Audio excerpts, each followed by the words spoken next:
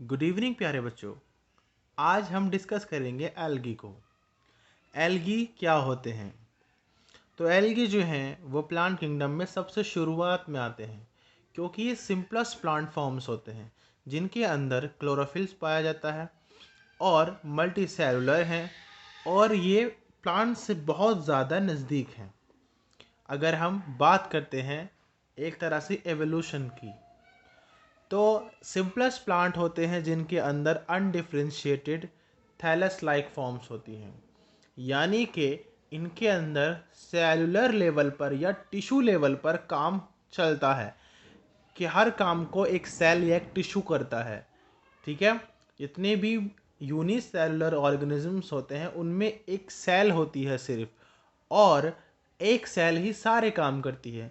कुछ multi cellular organisms होते हैं जिनके अंदर सेलुलर लेवल पर काम होता है, यानी कि हर काम को करने के लिए, चाहे वो रेस्पिरेशन है, ट्रांसपोर्टेशन है, एक्सक्रीशन है, डाइजेशन है, या और भी मुख्तलिफ जो काम होते हैं, उनके अंदर एक अलग सेल काम करती है हर काम करने के लिए। जैसे हम अपनी बॉडी को ले लीजिए, हमारी बॉडी जो है वो ऑर्गन सिस्टम लेवल पर काम करती है, यानी कि हर काम को करने के लिए एक ऑर्गन सिस्टम मौजूद है।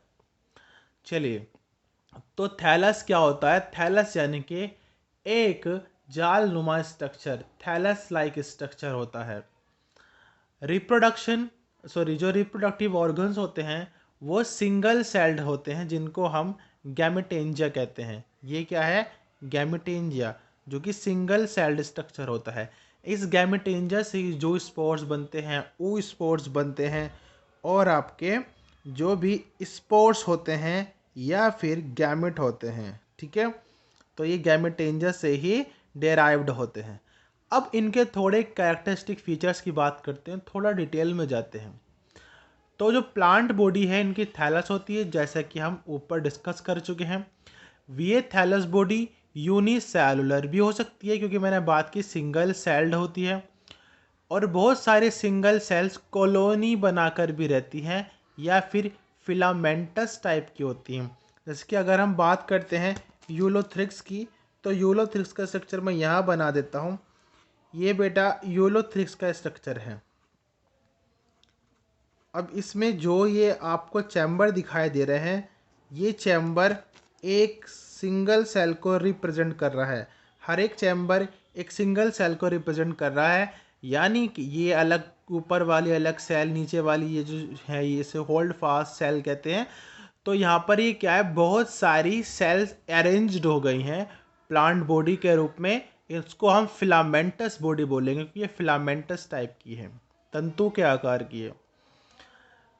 अब बात करते हैं इनके हैबिटेट्स की, तो हैबिटेट में ये सारे ज़्यादातर कैसे होते हैं? एक्वाटिक होते हैं, यानी कि पानी में रहते हैं या पानी वाली जगहों पर पाए जाते हैं, डैम वगैरह में, नदियों नाले के किनारे या नहरों के किनारे, या जहाँ पर मॉइस्चर लगातार कंटिन्यूसली बना रहता है। टेरेस्ट्रियल भी होते हैं, किसी भी चीज़ से, किसी भी सब्सटेंस से चिपके होते हैं, तो ये इनका हैबिटेट्स है। अब हैबिटेट्स ये ट्री ट्रंक्स के रूप में भी हो सकते हैं, और जो पत्थर वगैरह होते हैं, वेट रॉक्स, उन पर भी छोटी छोटी जो घास हरी हरा आपको दिखाई देता है, वे एल्गी ही होते हैं। और मॉइस्ट यानी कि नमीदार मिट्टी पर भी ये उगते हैं। बात करते हैं अब इनके बॉडी की स्ट्रक्चर की, थोड़ी सी एनाटॉमी की। तो वैस्कुलर टिश्यू यानी कि जाइलम और फिलोयम जो हैं ये इनके अंदर नहीं पाए जाते, ना ही कुछ मैकेनिकल टिश्यूज़ होते हैं जो काम करते हैं, जैसे कि पैरेन्काइमेटस टिश्यूज़ हैं, स्क्लेरेन्काइमा है, कोलेन्काइमा है। तो इस तरह के टिश्यूज इनके अंदर एब्सेंट होते हैं।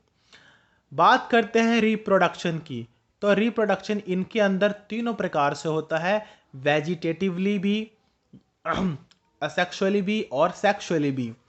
वेजिटेटिव रिप्रोडक्शन जो होता है वो बेटा फ्रेगमेंटेशन द्वारा होता है। फ्रेगमेंटेशन का मतलब ये होता है कि बॉडी का कोई भी पार्ट टूट कर बॉडी से अलग हो जाता है, और वो एक नए ऑर्गेनिज्म को, एक नई प्लांट बॉडी को जन्म देता है, या एक नई एल्गल बॉडी को जन्म देता है। फ्रेगमेंटेशन का मतलब ये होता है, हिंदी में हम इसको कहते हैं मुकुलन, ठीक है, या विखंडन। हिंदी में इसको हम विखंडन कहेंगे, कि बॉडी से टूटकर कोई एक पार्ट एक नई बॉडी को बना रहा है। असेक्सुअल रिप्रोडक्शन जो होता है वो स्पोर के द्वारा होता है। स्पोर स्ट्रक्चर होते हैं बीजनुमा, ये बनते हैं। अब ये कई तरह के हो सकते हैं, ज़ूस्पोर भी हो सकते हैं। ज़ूस्पोर्स जो होते हैं वो यूजुअली मोटाइल होते हैं, जो एक जगह से दूसरी जगह जा सकते हैं बाय दी फ्लैजेला, इसलिए इनको फ्लैजिलेट भी कहते हैं। तो स्पोर फॉर्मेशन होता है और हर एक स्पोर क्या होता है, एक सिंगल एल्गल बॉडी को जन्म देता है। इस तरह से इसमें टू प्लांट बॉडी या टू एल्गल बॉडी का कोई इन्वॉल्वमेंट नहीं है।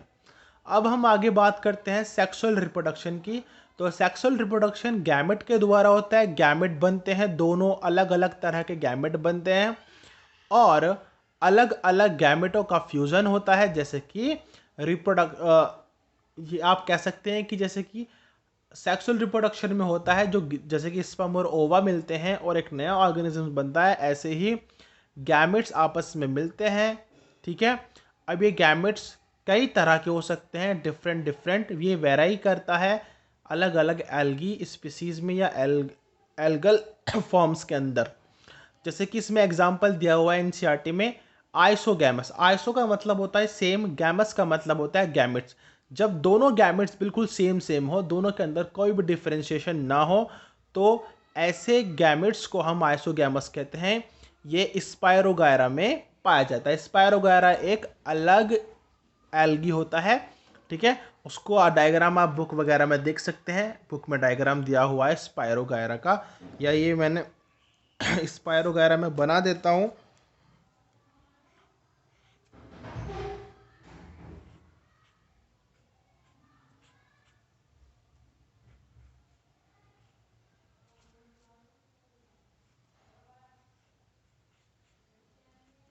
ये स्पायरोगायरा का एक फिलामेंट है बेटा, और इसमें बीच में क्लोरोफिल है इस तरह से। तो ये स्पायरोगायरा है। दूसरा, जो अलग तरह के गैमेट्स हो सकते हैं, जैसे कि अलग अलग यानी कि दोनों डिफरेंस होंगे, दैट इज एनाइसोगैमस। एनाइसोगैमस में जिसमें दोनों गैमेट अलग अलग हों, दोनों के अंदर अलग प्रॉपर्टी हो, दोनों अपोजिट हों। तो इसका जो बेस्ट एग्जांपल है वो है क्लेमाइडोमोनास। तो क्लेमाइडोमोनास के अंदर एनाइसोगैमस पाए जाते हैं, दोनों अलग अलग। ऊगैमस भी होते हैं। ऊगैमस वॉल्वॉक्स के अंदर होते हैं। वॉल्वॉक्स का चित्र यहाँ बनाना मुमकिन नहीं है, आप बुक में देख लीजिएगा। वॉल्वॉक्स के अंदर ऊगैमस पाए जाते हैं। अब लास्ट में बात करते हैं इनके लाइफ साइकिल के बारे में। लाइफ साइकिल यानी कि इनका जीवन चक्र। तो जीवन चक्र इनका बेटा हैप्लॉइड भी होता है, यानी कि जब कोई भी रिप्रोडक्शन होगा तो उसमें जितने भी फॉर्म्स बनेगी लाइफ उस रिप्रोडक्शन के अंदर, वो सारे के सारे हैप्लॉइड होंगे, यानी कि सबके अंदर नंबर ऑफ क्रोमोसोम्स हाफ होंगे। डिप्लॉन्टिक यानी कि जब सारे के सारे स्ट्रक्चर बनने वाले रिप्रोडक्शन के अंदर कैसे होंगे, डिप्लॉइड। जैसे कि अगर हम बात करते हैं सेक्सुअल रिप्रोडक्शन या वेजिटेटिव रिप्रोडक्शन, तो यूजुअली उनके अंदर क्या होगा, उनके अंदर डिप्लॉन्टिक लाइफ साइकिल चलेगी, जबकि सेक्सुअल रिप्रोडक्शन में हैप्लॉन्टिक चलेगी। क्योंकि सेक्सुअल रिप्रोडक्शन में क्या होता है, दोनों गैमेट्स बनते हैं, लेकिन सेक्सुअल रिप्रोडक्शन में काफ़ी देर तक जो क्या होता है, डिप्लॉन्टिक भी आ जाती है।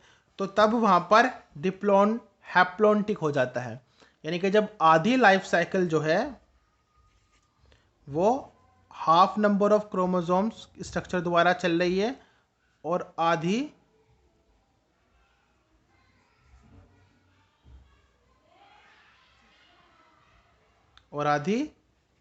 कंप्लीट क्रोमोसोम्स के द्वारा चल रही है। तो N टू N और N समझ गए। हैप्लॉन्टिक का मतलब number of chromosomes half, diplontic का मतलब number of chromosome complete, and Diplo haplontic का मतलब होता है number of chromosome half structures के अंदर हैं और हाफ स्ट्रक्चर्स के अंदर कंप्लीट क्रोमोसोम्स नंबर है। That is life cycle. ठीक है, तो आज हमने पढ़ा एल्गी के बारे में। नेक्स्ट हम डिस्कस करेंगे ब्रायोफाइट्स के बारे में। तो तब तक के लिए धन्यवाद।